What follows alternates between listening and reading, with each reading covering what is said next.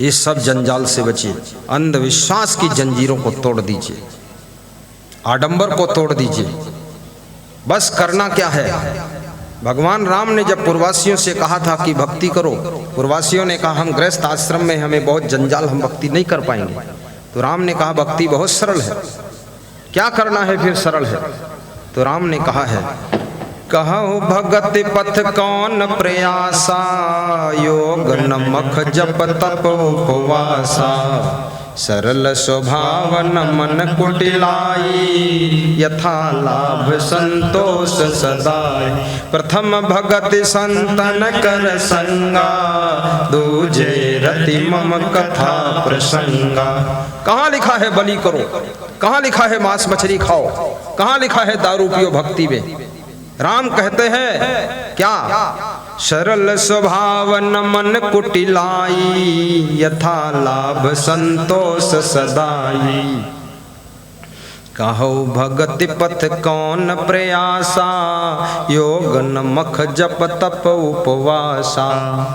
कबीर नहीं कह रहे हैं, मैं नहीं कह रहा हूं, राम कह रहे हैं कि हे पूर्ववासियों, कहो भक्ति मार्ग में कौन सा परिश्रम है, कौन सा प्रयास बहुत बड़ा है। इसमें ना तो जप करना है, न तप करना है, न यज्ञ करना है, न हवन करना है, न व्रत रहना है। कहो भगत पथ कौन प्रयासा, योग न मक जप तप उपवासा, उपवास भी नहीं रहना। राम ने भक्ति के मार्ग में उपवास को भी मना कर दिया। भूखे भजन न होई गोपाला, ई ल्यो कंठी ई ल्यो माला। भूखे भजन नहीं होते, इसलिए भक्ति सरल है। करना क्या है? सरल स्वभाव न मन कुटिलाई, स्वभाव को सरल बनाइए, मन की कुटिलता को दूर करिए, मन में जो छल कपट भरा है उसको दूर करिए, यही भक्ति का मार्ग है। और जितना अपने को प्राप्त हुआ है उसमें संतोष भी कीजिए। यथा लाभ संतोष सदाई, जितना मिला है उसमें संतोष भी रखो, प्रसाद समझकर स्वीकार करो, दुखी मत हो। संतोषामृत तृप्ता नाम तत्सुखम शांत चेत साम नच तद्धन लुब्धा नाम इतश्च एतश्च धावताम, उपार्जिता नाम वित्ता नाम त्याग यो ही रक्षणम तड़ा गोदर संस्था नाम परिवार युवाम्बसाम, शांतुल्यम तपो नास्ति न संतोषात् परम सुखम न तृष्णाया परो व्याधि नच धर्मो दया समा, यदृच्छा लाभो संतुष्टो द्वंद्वातीतो विमत्सरः समा, सिद्धाओ सिद्धोपि चक्रत्वापि न निबद्धते। गोधन गजधन बाज धन और रतन धन खान, जब आवे संतोष धन। बोलो आगे क्या है? बोलत कहे नहीं, बोल भाई नहीं। जब आवे संतोष धन, सब धन हलवा पूड़ी एक समान, हलवा खिचड़ी एक समान। जिसके संतोष है खिचड़ी खाकर भी मुस्कुराता है, और संतोष नहीं है हलवा खाकर भी मुंह ऐठत है, बहुत दुखी। कितने घरों में डबल बेड है और नींद सिंगल भी नहीं, और जिनके घर में बेड ही नहीं नींद इतनी ही रिक्शा सोवत है, रिक्शा पर भी सोवत है, प्लेटफार्म पर सोवत है, अब खाना खाए जा तो थाली में बैठे सोवत है। ऐसे कर उनकी पत्नी ढकेल ढकेल जगावत है कि गिर पड़ी हो थाली में खा लियो फिर सोयो। बड़ी नींद आई रही। और जौन सोने के थाली में खा दे उनका सोने ही नहीं होते, उनका नींद ही नहीं आवत। अरे सोने की थाली में खाओ, स्टील की थाली में खाओ, चांदी की थाली में खाओ, लेकिन चिंता छोड़ो, सुख से जियो, निश्चिंत निद्रा का सुख लीजिए। डबल बेड पर सोना बुरा नहीं है, सोने की थाली में खाना भी बुरा नहीं है, पत्तल पे खाना भी बुरा नहीं है, और हाथ में लेकर खाना भी बुरा नहीं है। लेकिन जब खाओ प्रेम से खाओ, निश्चिंत खाओ और प्रसन्न होकर खाओ, और गुरु का महाप्रसाद समझ कर खाओ। बोलिए सदगुरु भगवान की जय। घर में भी भोजन करो, भोजन करने से पहले थाली सामने आ जाए तो 1 सेकंड गुरु का स्मरण कर लो। तुम ही निवेदित भोजन करही, गुरु कृपा भव सागर तरही। निवेदन करो, प्रार्थना करो, हे गुरुदेव हे इष्ट देव, आपकी कृपा से महाप्रसाद थाली में आया है और खा लो। ऐसा नहीं है कि इष्ट देव को याद नहीं किया बस खाने पर टूट पड़े। एक सेकंड मन में याद करो, जाके सुमिरन से यघनासे और जन्म जन्म के मिट जावई त्रासे। ऐसे गुरु का सुमिरन कीजिए। आइए, प्रसंग लंबा भी ना होने पाए, फिर मुड़ के हम वापस चल देते हैं। मनुष्य को कौन बड़ा बनाता है? यहीं पर थे ना, ध्यान दो इधर। कौन बड़ा बनाता है? मानस तेरा गुण बड़ा। याद रखना, आपके कपड़े आपको बड़ा नहीं बनाते, आपका धन आपको बड़ा नहीं बनाता है, आपका जो गुण है वो आपको बड़ा बनाता है। और गुण आपको बहुत ऊंचा स्थान दिलाता है, दुर्गुण आपको छोटा बना देता है। इसलिए गुणवान बनो, महान बनो, बुद्धिमान बनो, कीर्तिवान बनो, चरित्रवान बनो, विवेकवान बनो, विचारवान बनो। ऐसे महान कार्य करो। परोपकार का गुण भी होना चाहिए, थोड़ा परोपकार भी कीजिए। स्वार्थ के लिए तो सभी जी रहे हैं, पेट और पेटी, बेटा और बेटी के लिए तो सब चिंता करते हैं, लेकिन थोड़ा परमार्थ कर लो, थोड़ा धर्मार्थ कर लो, थोड़ा सेवार्थ कर लो, और थोड़ा सा याद रखना भंडारा भी कर लो, थोड़ा गुरु का प्रवचन भी करा दो, जिससे सबका कल्याण हो जाए। आज मैं बहुत खुश हुआ हूँ यहाँ। क्यों खुश हुआ हूँ? खुश हुआ हूँ इसलिए खुश हुआ हूँ, इसलिए खुश हुआ हूँ कि बरसात है, ठंडी रात है, लेकिन पूरा पंडाल फुल है। लोग कहते हैं कलयुग है, मैं कहता हूँ सतयुग है। कलयुग नहीं है, हमारे लिए सतयुग है, तुम्हारे लिए सतयुग है। जिनके काली करतूतें हैं उनके लिए सब युग में कलयुग है, और जिनके सात्विक विचार हैं उनके लिए हर युग सतयुग है।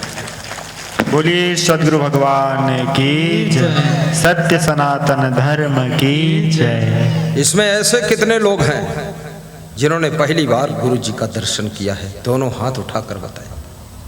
अरे राम राम राम, दर्शन पहली बार, इसका मतलब अभी मैं बहुत छिपा हुआ हूँ। नीचे करो। ऐसे कितने लोग हैं जिन्होंने दूसरी, तीसरी, चौथी बार दर्शन किया है? अरे तो बहुत कम लोग हैं। आपको बड़ा बनना है, महान बनना है, सुखी होना है, गुणवान बनो। आपके गुण ही आपको बड़ा बनाते हैं। राम को क्यों भगवान माना गया? क्यों राम की पूजा हुई? क्यों कृष्ण की पूजा हुई? क्यों कबीर की पूजा हुई? क्यों महान पुरुषों का सम्मान हुआ? क्योंकि उनमें भगवत गुण थे, उनमें महान गुण थे। इसलिए जिनमें संत का गुण है उन्हें संत कहा जाता है, जिनमें भक्ति का गुण उन्हें भक्त कहा जाता है, जिसमें चोरी का गुण है उसे चोर कहा जाता है।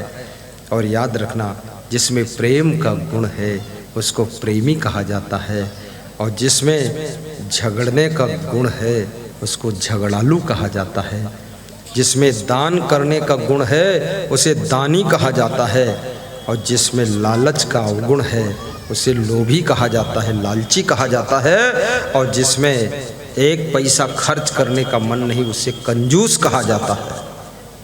गुण अवगुण से तुम्हें उपाधि मिलती है। दर्शन की बलिहारी गुरु जी तुम्हारे, दर्शन की बलिहारी।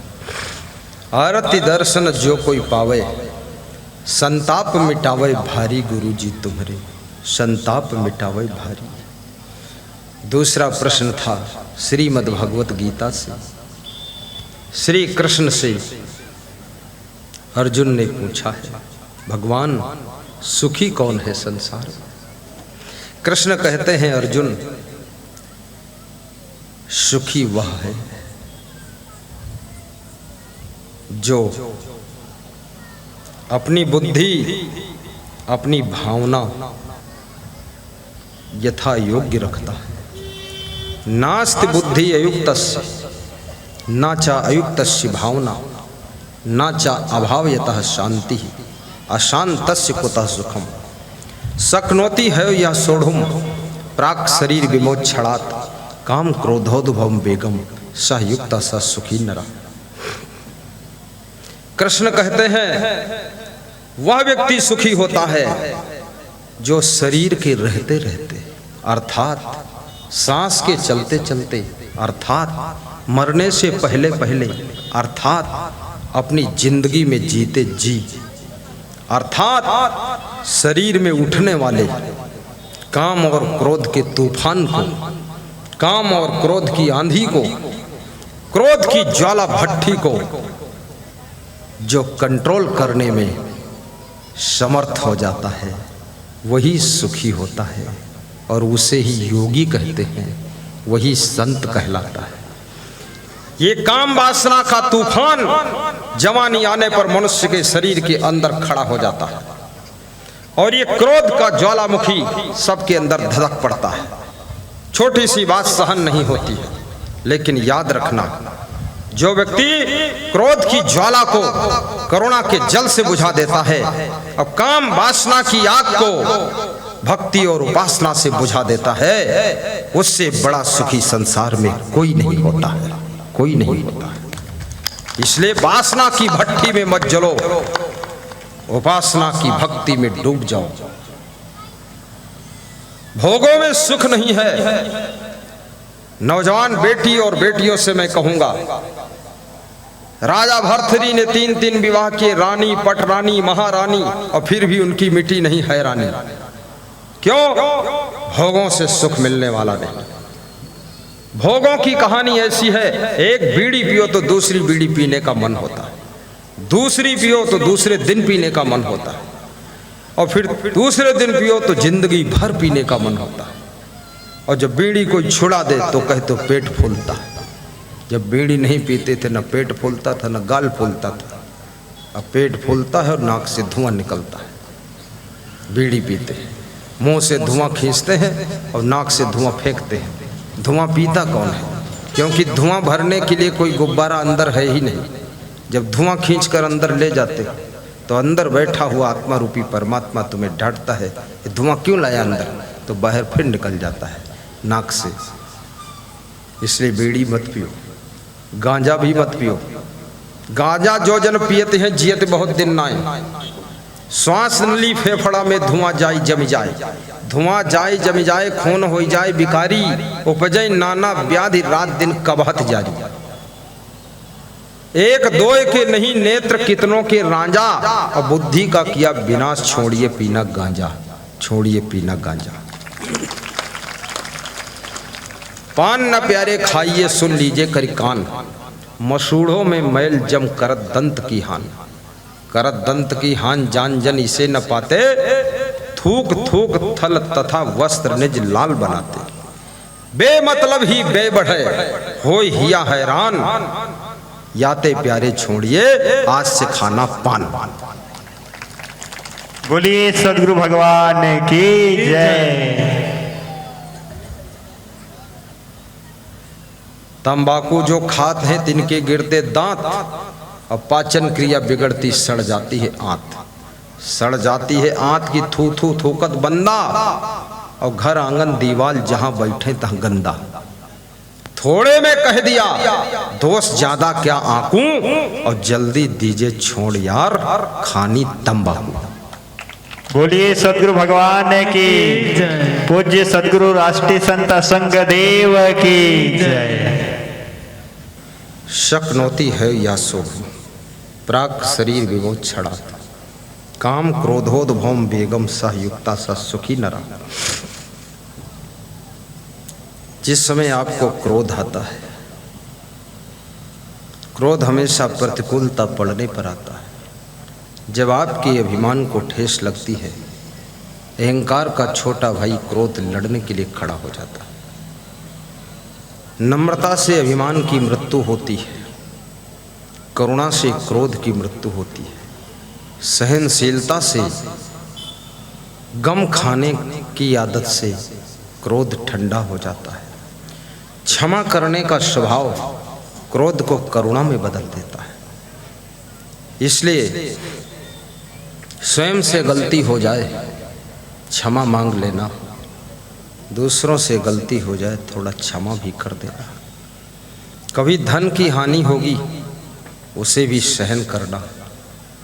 कभी लोग तुमसे प्रेम कम करेंगे, प्रेम की हानि हो जाएगी, उसको भी एडजस्ट कर लेना, दुखी ना होना।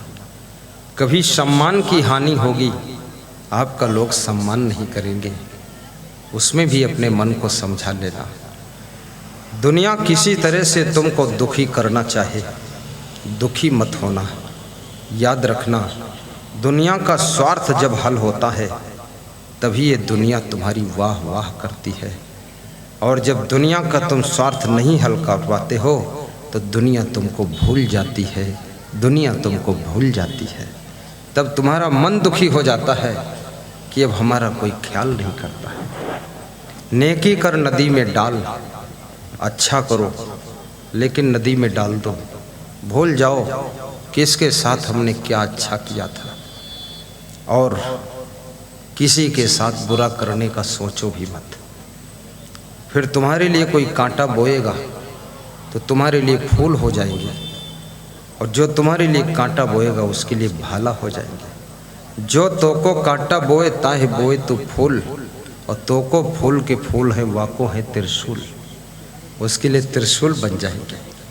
तुम्हारी करुणा, तुम्हारी सहनशीलता, तुम्हारी क्षमा भावना दुख के कांटों को सुख के फूलों में बदल देती है। तुम्हारी महानता, तुम्हारी सज्जनता, शालीनता, शिष्टता, सभ्यता, मर्यादा